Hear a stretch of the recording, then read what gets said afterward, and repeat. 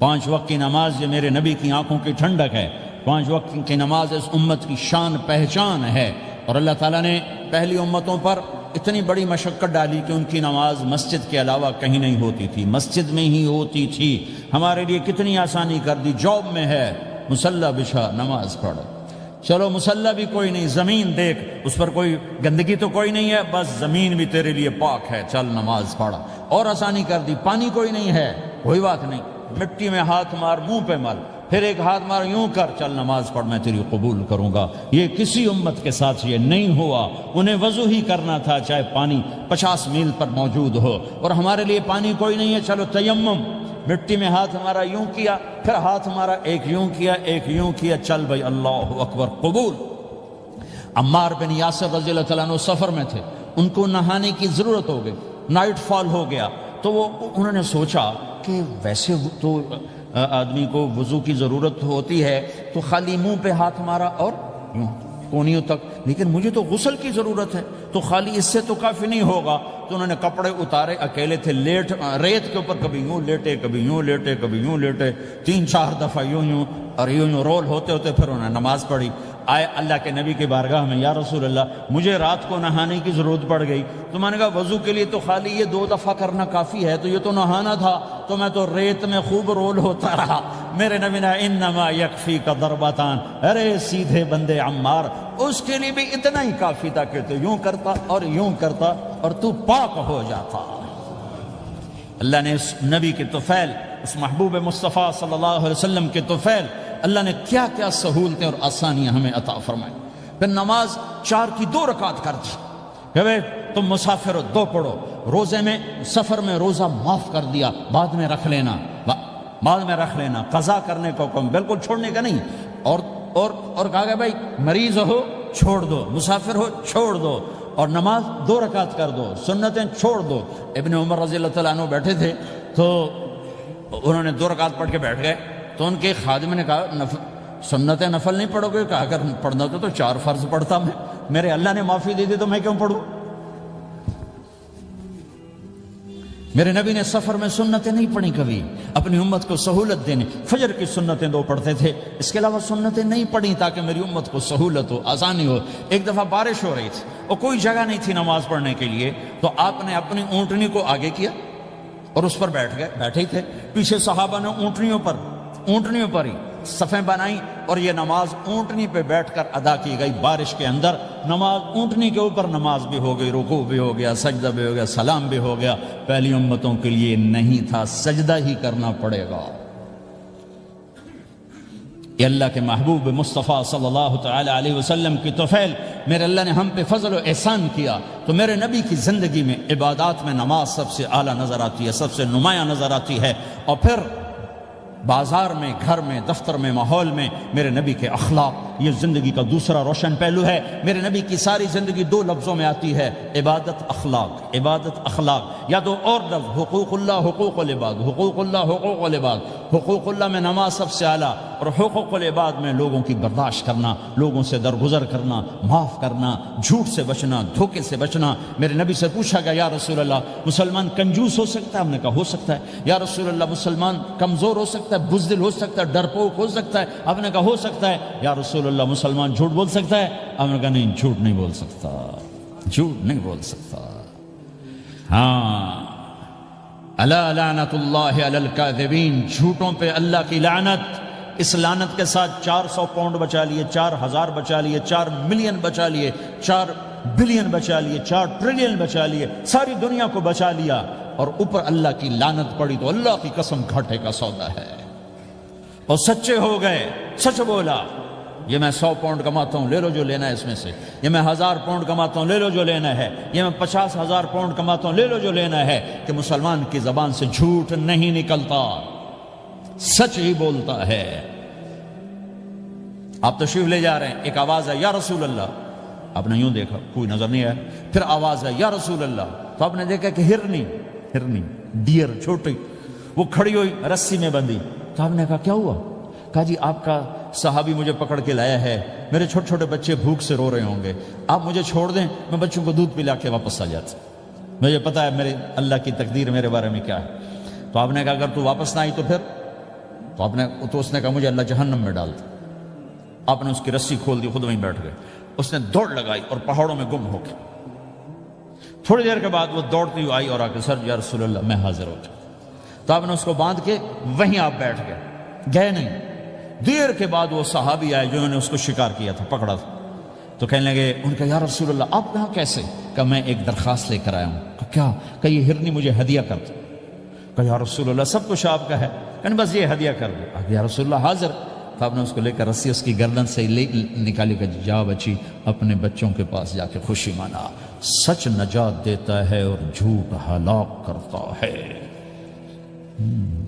ایک ہرنی جان کی بازی کھیل گئی سچ بولنے کے لیے. تم چند پونڈوں پہ جھوٹ بولتے ہو, ایمان کو برباد کر کے رکھ دیتے ہو. مسلمان جھوٹ نہیں بولتا, مسلمان دھوکہ نہیں دیتا, مسلمان کی زبان سے سخت بول نہیں نکلتا, کسی کو بے عزت نہیں کرتا, کسی کو کی بے اکرامی نہیں کرتا, کسی کا دل نہیں توڑتا, کسی کو ذلیل نہیں کرتا, خود سہتا ہے, اوروں کو خوشیاں دیتا ہے, خود دکھ سہتا ہے, اوروں کو راحت دیتا ہے, خود تکلیف سہتا ہے. یہ میرے نبی کے اخلاق ہیں, یہ میرے نبی کی زندگی ہے, اور یہ اسلام کا سب سے بڑا چیپٹر ہے, وہ سب سے مشکل چیپٹر ہے. جب میرے نبی نے لمبی نمازیں پڑھی تو اللہ نے روک دیا کہ میرے حبیب ما انزلنا علیک القرآن لتشقى, اتنی لمبی نماز نہ پڑھ کے تو تھک جائے. میرے نبی نے تبلیغ میں زور دکھایا تو اللہ نے روک دیا, فلتذهب نفسك علیہم حسرات.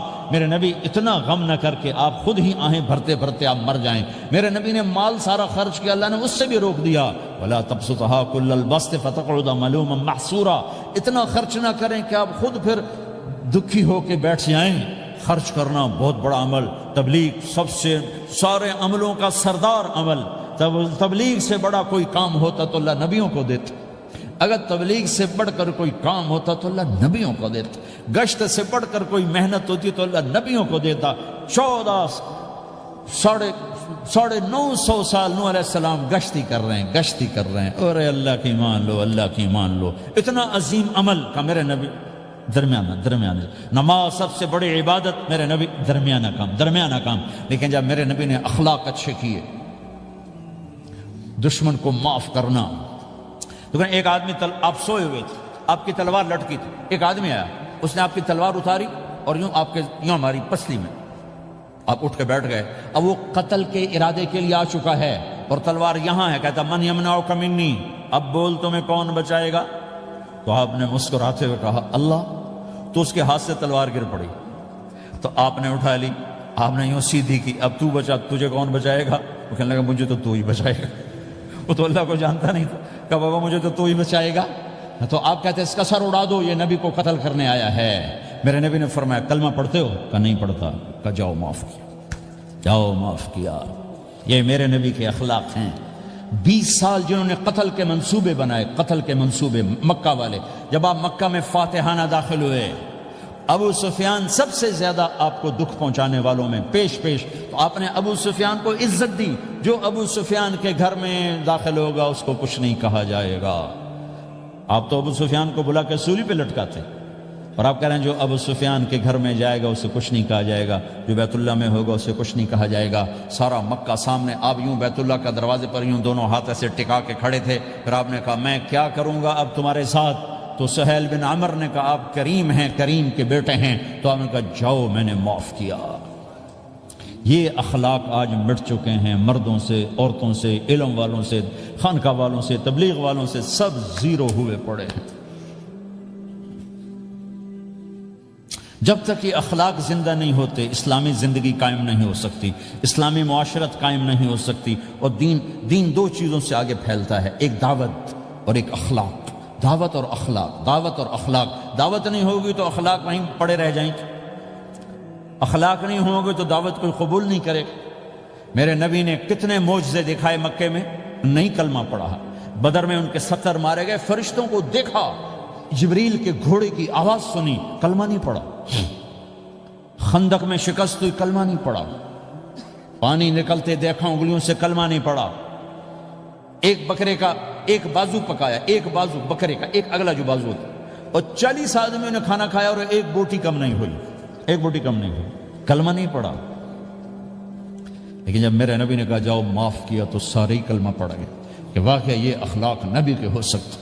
حنین کی جنگ میں جب بھاگے لوگ، شکست ہوئی، تو ایک صحابی کا بھاگتے ہوئے پاؤں ہمارے نبی کا پاؤں پر آیا، اور جوتا سخت تھا، تو آپ نے کہا اوجعتنی، اور آپ کے ہاتھ میں چھڑی تھی، آپ نے اس کو یوں ماری، اوجعتنی، ارے تو نے مجھے کتنا زیادہ درد پہنچایا، دکھ پہنچایا.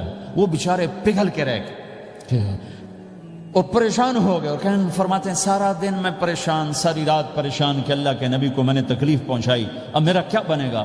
اگلا دن ہوا تو اعلان ہو رہا تھا بھائی جس کا پاؤں نبی کے پاؤں پہ آیا تھا اس کو اللہ کے نبی بلا رہے ہیں. تو صحابی کہنے لگے میں نے سمجھا بس اب میری تو دنیا بھی گئی اور آخرت بھی گئی، اب میرے اوپر کیس بنے گا اور مجھے ڈانٹ ڈپٹ بھی ہوگی، میرا کتنا بڑا گھاٹا نقصان ہوگا. یہ حاضر ہوئے ڈرتے ڈرتے. تو آپ نے فرمایا میرے بھائی کل میں نے تمہیں چھڑی ماری تھی، وہ مجھے معاف کر دینا، اور یہ 80 اونٹ تمہیں ہدیہ دیتا ہوں، 80 کیملز یعنی 80 پراڈو، 80 رینج روور کا یہ میری طرف سے تمہیں ہدیہ ہے. وہ حیران پریشان، یہ میرے نبی کے اخلاق ہیں، یہ میرے نبی کے اخلاق ہیں. کانٹے بچھانے والی نے 4 دن آنا چھوڑ دیا، بیمار ہو گئی تھی.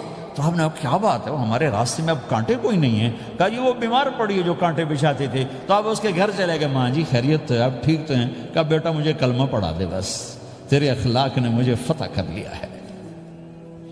میرے بھائیوں یہ چیپٹر بھول چکے ہیں، بھول چکے ہیں، بھول چکے ہیں. جب تک یہ چیپٹر زندہ نہیں ہوگا زندگی اسلامی نہیں بنے گی، معاشرہ اسلامی نہیں بنے گا، اور آگے قوموں کے لیے اسلام کا دروازہ نہیں کھلے گا. ہمیں معاف کرنا آتا ہو، ہمیں گالی دینے والے کو دعا دینا آتا ہو، غیبت کرنے والے کی تعریف آتی ہو، اور غیبت کرنے سے، غیبت سننے سے اپنے آپ کو ایسے بچاؤ جیسے زہر سے بچاؤ، جیسے آگ سے بچاتے. ایک دوسرے کو نفرت کا بول نہ بولو ورنہ ساری زندگی تباہ و برباد ہو جائے گی. میرے رب کی قسم، میرے نبی نے کہا ایک زبان کا بول انسان بولتا ہے اور جہنم کی گہرائیوں میں گر جاتا ہے، اور ایک زبان کا بول انسان بولتا ہے اور جنت کے درجات پر چڑھ جاتا ہے. یہ زبان بہت طاقتور چیز ہے. میں ہر بیان میں اس کو دہرا رہا ہوں کہ جتنا یہ عمل ختم ہو چکا ہے اتنا کوئی عمل بھی نہیں ختم ہوا ہے. اور ایک صحابی ہیں ابو دجانہ. کون ابو دجانہ؟ السابقون الاولون من المہاجرین والانصار، اس میں پہلی صف کے صحابہ. کون ابو دجانہ؟ جب آپ حج پر گئے تو اپنی جگہ مدینے کا امیر ابو دجانہ کو بنایا. ابو دجانہ حج میں شریک نہیں ہوئے کہ آپ نے اپنی جگہ ان کو اپنا نائب بنا کے وہاں کھڑا فرمایا ابو دجانہ میری جگہ پر مدینے کا امیر ہے. یہ وہ ابو دجانہ ہیں. کون ابو دجانہ؟ جو جنگ بدر سے لے کر آخری حج تک ہر سفر میں شریک ہیں، ہر سفر میں شریک ہیں. ان کی ایک بات میں بتانا چاہتا ہوں، پہلے تھوڑی سی ان کی ہسٹری بتانا چاہتا ہوں. کون ابو دجانہ؟ احد کی جنگ میں آپ نے تلوار اٹھائی، کہا اس تلوار کو کون لے گا؟ کئی صحابہ کھڑے ہو گئے. آپ نے کہا اس تلوار کا حق کون ادا کرے گا؟ سارے بیٹھ گئے. 3 آدمی کھڑے رہے، ایک زبیر بن عوام، ایک عمر بن خطاب، ایک ابو دجانہ. ان کا نام ہے سماک بن خرشنہ. سماک بن خرشنہ ان کا نام ابو دجانہ سے مشہور ہے. تو آپ نے تلوار نہ عمر کو دی، نہ زبیر کو دی، ابو دجانہ کو دے دی. تو عمر رضی اللہ عنہ نے تو محسوس نہیں کیا، حضرت زبیر نے محسوس کیا کہ اس کو کیوں دی، مجھے کیوں نہیں دی؟ میں مہاجرین میں سے ہوں، میں پھوپھی کا بیٹا ہوں، میں اس سے دلیری میں کم نہیں ہوں. بلکہ حضرت زبیر کی دلیری کی تو دھک تھی، جدھر سلوار چلتی تھی کاٹتی چلی جاتی تھی. کہنے لگا میں دیکھوں گا یہ کیا کرتا ہے. تو ابو دجانہ کے پیچھے پیچھے زبیر ہو لیے. تو ابو دجانہ نے جو حملہ کیا تو 3000 کا لشکر تھا، اس کو چیر کے پار نکل کے، پورے لشکر کو کاٹ کے پار نکل کے. اور آگے عورتیں کھڑی تھیں جو مکے کے لشکر کو تیار کر رہی تھیں. نحن بنات طارقی نمشی علی النمارقی مشی القتل بوارقی المسک فی المخالقی المسک فی المفارقی والدر فی المخالقی ان تقبلوا نعانقی وتدبروا نفارقی فراق غیر وامقی. یہ گانا گا رہی تھیں اور ان کو تیار کر رہی تھیں. تو جب ابو دجانہ کی تلوار نظر آئی تو سب بھاگی. ہندا پکڑی گئی تو آپ نے یوں اپنی تلوار ہندا کے سر پر رکھی، انہوں نے چیخ ماری، تلوار ہٹا لی. تو زبیر پیچھے پیچھے کہ کیا کیا ہے؟ جنگ میں اگر کوئی عورت حصہ لے اسے مارنا جائز ہے، ویسے جائز نہیں ہے. عورت کو، بچے کو، بوڑھے کو ہاتھ لگانا جائز نہیں ہے. تو انہوں نے کہا تلوار کیوں نہیں چلائی؟ کہا میرے محبوب کی تلوار ہے، عورت کے خون سے رنگین کر کے اس کی شان نہیں گھٹانا چاہتا، یہ میرے نبی کی تلوار۔ پھر واپس ہوئے، پھر اٹیک کیا اور پھر مجمع کو چیر دیا۔ سامنے ایک آدمی آ رہا تھا ہاتھی کی طرح، اتنا لمبا موٹا تازہ، تو زبیر کہنے لگے میرے جی میں آیا کبھی اس کی ٹکر ہونا پھر میں دیکھوں ابو دجانہ کیا چیز ہے۔ تو اللہ کا کرنا ایسا ہوا، ابو دجانہ دونوں آمنے سامنے ہو گئے۔ تو وہ ایسے شاہ سوار تھے کہ دونوں طرف کے لشکر ذرا تھم گئے اور وہ دونوں بھڑ گئے۔ ابو دجانہ کے اپنے جوہر، اس پہلوان کے اپنے جوہر، غبار اٹھا، مٹی اٹھی، اور اس کی اپنی طاقت، ان کی اپنی طاقت، انہوں نے ابو دجانہ کو اس نے زخمی کر دیا۔ ابو دجانہ نے جو جوش میں آ کے ماری تلوار، اس کو لگی یہاں، تو اتنی طاقت سے لگی کہ اس کے نیچے اتر کر 2 ٹکڑوں میں تقسیم کر دی۔ یوں ماری تو ایک حصہ ادھر، ایک حصہ، پھر یوں دیکھا اور اپنے چہرے سے لوہے کی ٹوپی اتاری، اما ترا انا ابو دجانہ، کیا دیکھ رہے ہو؟ میں ہوں ابو دجانہ، تلوار صحیح لی ہے میں نے، غلط نہیں لی، یہ ابو دجانہ ہیں۔ اور جب شکست ہو گئی احد کی جنگ میں، اور پھر 10-12 آدمیوں نے آپ کو گھیرے میں لیا ہوا تھا، ان میں ایک ابو بکر تھے، عمر تھے، علی تھے، طلحہ تھے، زبیر تھے، سعد بن ابی وقاص تھے، اور سہل بن حنیف تھے، عبادہ قتادہ بن نعمان تھے، اور ابو دجانہ تھے رضی اللہ تعالی عنہم، ان میں سے ایک ابو دجانہ بھی تھے۔ اور یمامہ کی جنگ میں ابو دجانہ شہید ہوئے، یمامہ کی جنگ میں شہید ہوئے۔ یہ ابو دجانہ کی تھوڑی سی سیرت آپ کے سامنے آئی ہے۔ اس کے بعد اب آپ ان کے قول کو سنو تاکہ اس کا وزن آپ کے سامنے آئے۔ یہ بدر کے شریک ہیں، اللہ کے نبی نے کہا بدر کا صحابی جو مرضی کرے بخشا گیا۔ یہ صلح حدیبیہ کے شریک ہیں، اللہ نے قرآن میں کہا لقد رضی اللہ، میں ان سے راضی ہو گیا۔ یہ صحابی ہیں، اللہ نے کہا کلا وعد اللہ الحسنى، اے میرا نبی تیرے ہر صحابی کے لیے جنت کا وعدہ ہے۔ اور اب یہ کیا کہتے ہیں؟ یہ کیا کہتے ہیں لوگو؟ ان ارجع عملی عند، لوگو میرے پاس، ابو دجانہ میرے پاس بخشش کا سب سے بڑا عمل جانتے ہو کیا ہے؟ بدر نہیں، احد نہیں، حدیبیہ نہیں، خندق نہیں، خیبر نہیں، فتح مکہ نہیں، آخری حج نہیں، کیا ہے؟ کیا ہے لوگو؟ ان ارجع عملی عندی، میرے پاس آخرت میں بخشش کا سب سے بڑا عمل بس ایک ہے کہ ما آذیت احدا بلسانی، میں نے اپنی زبان سے کبھی کسی کو دکھ نہیں پہنچایا۔ ولا اجد فی قلبی غلا لاحد، اور میرے دل میں کسی کے لیے بغض کوئی نہیں ہے، بس یہ میری بخشش کا عمل ہے۔ تو بھائیو، نبی کے اخلاق میں 2 چیزیں لے لو، ایک زبان سے کسی کو دکھ نہ دو، ایک دل میں کسی کا بغض نہ رکھو۔ اللہ کی قسم بغیر حساب کتاب کے جنت میں جاؤ گے۔ بڑے بڑے جنید بغدادی اور بڑے بڑے معرفت والے تمہیں دیکھتے رہ جائیں گے، تمہاری رفتار اتنی تیز ہوگی کہ تمہیں وہی پکڑ سکے گا جس کا یہ 2 عمل تم سے زیادہ اچھا ہوگا۔ جس روڈ پہ رش ہوتا آپ وہاں سے گاڑی ہٹا لیتے ہو، ادھر نہیں جانا، ادھر رش ہے، وہ سائن وغیرہ آپ کو آ جاتے ہیں کہ بھائی ادھر بلاک ہے، ادھر نہیں جانا، ادھر جانا ہے۔ تو جہاں روڈ پہ رش ہوتا ہے تو قیمتی سے قیمتی گاڑی کی رفتار بھی آہستہ ہو جاتی ہے، اور جہاں روڈ خالی ہوتا ہے تو پرانی گاڑی بھی بھاگے جا رہی ہوتی۔ ہمارے یہاں پرانی گاڑی ہوتی ہے نا، پرانی بسوں کے پیچھے لکھا ہوتا ہے نہ انجن کی خوبی نہ ڈرائیور کا کمال، خدا کے سہارے چلی جا رہی ہے۔ اور جس کے پاس ایسی گاڑی ہو، نہ انجن کی خوبی نہ ڈرائیور کا کمال، تو اگر اس کو روڈ خالی مل جائے تو وہ تو مرسیڈیز والے سے پہلے پہنچے گا، رینج روور والے سے پہلے پہنچے گا، بینٹلی والے سے پہلے پہنچے گا، رولز رائس والے سے پہلے پہنچے گا، جو وہ تو پھنسی کھڑی اور اس کا روڈ ہی خالی ہے۔ تو میرے بھائیو، یہ میں ایک مثال دیتا ہوں، عبادات کی روڈ پہ بہت رش ہے، نمازی بے شمار ہیں، روزے دار بے شمار ہیں، عمرے والے بے شمار ہیں، حج والے بے شمار ہیں، اور تہجد گزار بے شمار ہیں، علماء بے شمار ہیں، حافظ بے شمار ہیں، ذکر والے بے شمار ہیں، بہت رش ہے، تبلیغ والے بے شمار ہیں، لیکن جو اخلاق والا روڈ ہے نا، یہ خالی پڑا ہے۔ اس پہ موٹر زوکی پہ چڑھ کے آ جاؤ تو سب سے آگے نکل جاؤ، سائیکل پہ چڑھ کے آ جاؤ تو سب سے آگے نکل جاؤ، کہ روڈ ہی خالی ہے، اخلاق کا روڈ خالی ہے۔